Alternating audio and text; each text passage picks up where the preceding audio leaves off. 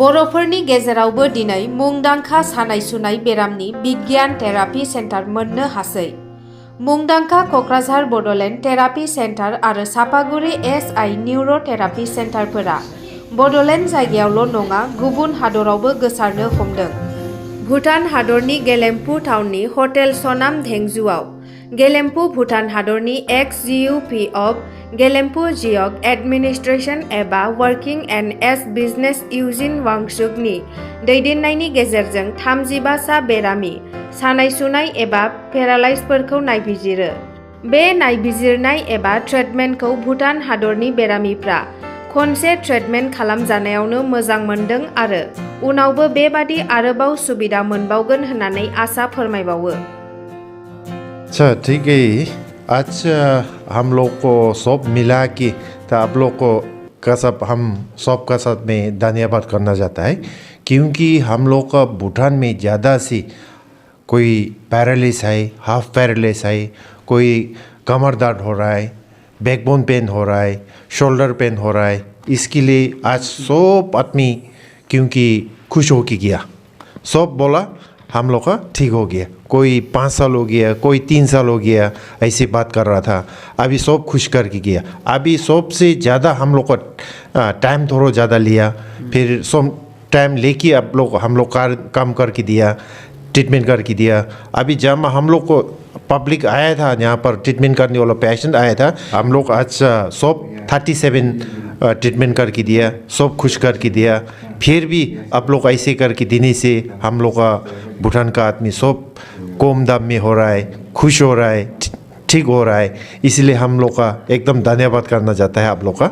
इतना आप लोग का साथ में भूटान इंडिया फ्रेंडशिप का रिलेशनशिप इतना आप लोग का हम लोग का जोर मिला के दिया, एकदम हमारा तरफ से एकदम धन्यवाद करना चाहता है। हमारा तरफ से तो वो पब्लिक हम लोग का जितना पेशेंट है वो लोग और मांगता है, क्योंकि वो लोग क्यों मांगता है, सस्ता में हो रहा है, काम हो रहा है, एडवर्टाइज हो रहा है, क्योंकि सब ज़्यादा आदमी हो रहा है। इसीलिए हम तो खुश है और आने के लिए। आप लोग का और आने का वेलकम हमारा तरफ से बहुत है।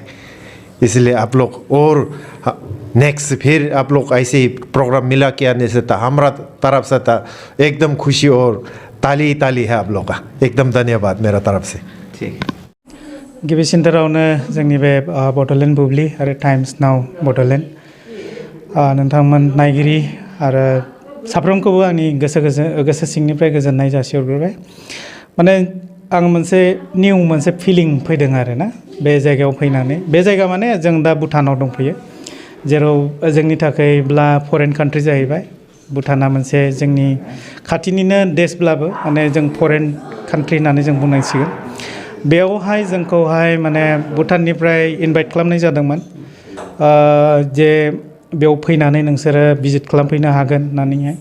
जोङो दिनै भुटानाव फैनानै गोबांथार पेशेन्टफोर बिसोरो ज' खालामनानै दोनदोंमोन। पेशेन्टफोर दङमोन गोबाङानो हाजोआव थाग्राखाय हान्थु सानाय, सिनस्रि सानाय बेबायदि मोनसे प्रब्लेमजों दंलायोमोन। दा बिथांमोना जोबोद गोजोननाय मोनदों आरो गावसोरनि खुसिखौहाय जोंनि सिगाङावहाय दिन्थिदों। आंल' नङा, जोंनि टीम बड'लेण्डनिफ्राय आं जाहैबाय एस.आइ. निउर' थेरापिस्टनिफ्राय, आरो लोगोसे थुब्लाव सार दङ जायहा माने बड'लेण्ड थेरापिनिफ्राय।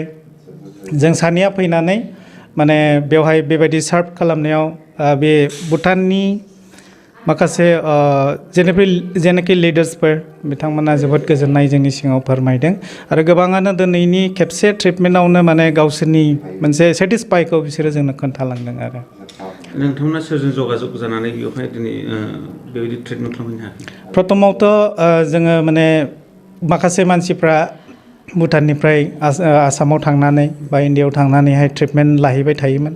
बिथांमोनाबो इउटुबाव सार्च खालामबाय थायो जे खाथि खालायाव बहाबा बेबायदि कायर'प्रेक्टिक बा मा होनो बेबायदिनो सस्थायैहाय हामनाय माखासे ट्रिटमेन्टफोरखौ नागिरबाय थायोमोन जानांगौ। दा थुब्लाव सारनि माबाखौ मोनग्रोदों, थेरापिखौ मोनग्रोदों बिथांमोना। गोबाङानो थुब्लाव सारनि गेजेरजोंसो माने आंबो माने बाहाय सफैनाय जादों। आरो खयजनसिम बेबायदि पेसेन्ट मोननो हादों? दिनैहाय गासैबोथ' भुटानिसफ्रानो आरो इन्डियान्सआखौथ' गैयानो होनजासै जिर' जों सानैनि गेजेरजों दिनै फुंनिफ्राय लानानैनो सानसे माने जोंनो नांबाय होननानै बुंजासै आरो बांसिन मा बेमारखौ मोननो हादों?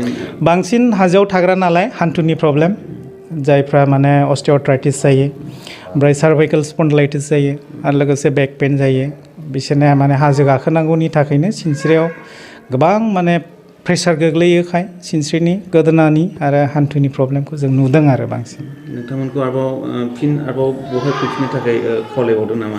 बिथांमोनाथ' जोंखौहाय थांजानो बादों नाथाय समनि आंखाल जोंहाबो गावनि मोनसे बिजनेस दङ दा बिथांमोना जोंखौहाय एभ्रि मान्थ मोनसे भिजिट खालामनो थाखाय थिनदों दा जों सिगांनि प्रसेसखौ जोङो नायगोन बिथांमोना जुदि एकदम नांथारगौयै लिंहरदोंब्ला जों फैनाय जागोन। फार्स्ट अफ अल दिनै आङो बड'लेण्ड बुब्लि आरो मा निउस बे टाइम्स अफ बड'लेण्ड बेखौ आंनि गोसो गोरबोनिफ्राय धन्यबाद जासियो आरो सेकेन्ड टाइम आं धन्यबाद जासिगोन जोंनि सार बे जाय आंखौ उगेन सार बे भुटाननिफ्राय आंनाव आगोलो 15 दिनसो सिगां थांदोंमोन ओमफ्राय ट्रिटमेन्ट लाखांनानै गाव मोजां रिजाल्ट मोननानै बेवहाय जोंखौ ट्रिटमेन्ट लानो थाखाय एरेन्ज खालामनानै होदों बा गावनि मानसिफोरखौ फाहामथाय होनो होननानै जोंखौ इनभाइट खालामदों बेनि थाखाय आङो उगेन सारखौ आंनिफ्राय सेकेन्ड टाइम धन्यबाद होयो आरो दिनैनि बे माबायाव केम्पिंआव दिनै मिन्थिनो मोन्दों भुटानाव एसे हाजो एलेखाखाय बा एसे हिल्स एरियाखाय बेयाव माने अनेक आर्थराइटिस प्रब्लेम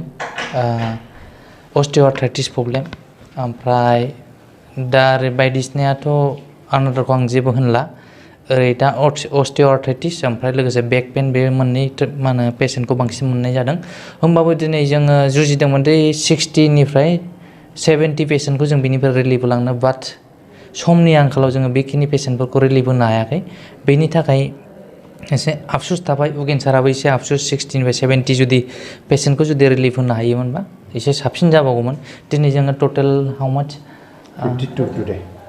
52 माबाखौल' रिलिफ होनो हादों दा 52 पेसेन्टखौल' रिलिफ होनो हादों बेनि थाखायनो एसे आफसुसबो थानाय जाबाय टारगेट खालामगोन नेक्स्ट टाइमाव आरोबाव बेनिफ्राय साबसिन टिमखौ फेदेरनानै साबसिन आरो ट्रिटमेन्ट आरो टीमखौ गेदेरैनो मोजां ट्रिटमेन्ट होफैनो थाखाय आरो तो हम मेडिकल ट्रीटमेंट तो नहीं किया है तो अभी जो किया है खाली वो थेरेपी किया है जो आपके साथ किया है अभी हमको जैसा ये पैर दर्द होके मेरा कितना लगभग ऑलमोस्ट 2 इयर्स ज़्यादा हो गया था लेकिन एक ही बार में हमको फर्स्ट टाइम जब किया तो 80% हमको एक रिलीफ मिल गया एक बार में और फिर सेकेंड टाइम में किया और बढ़िया हो गया और अच्छा हो गया। सर क्या हुआ था?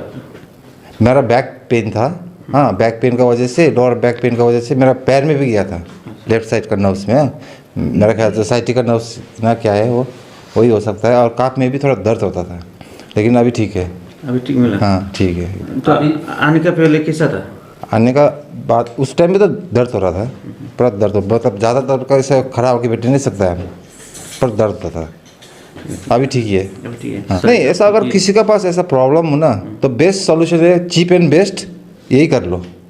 मेडिकल ट्रीटमेंट में आपका क्या है डॉक्टर ऐसा खाली नाम लिख देगा उसमें 300 रुपये ले लेगा और जो एक टेलीस्कोप लगा देगा क्या लगाएगा 500 ब्लड टेस्ट करेगा 500 तो अभी जो इतना सस्ता में हो रहा है तो क्यों इतना महंगा में जाऊँ।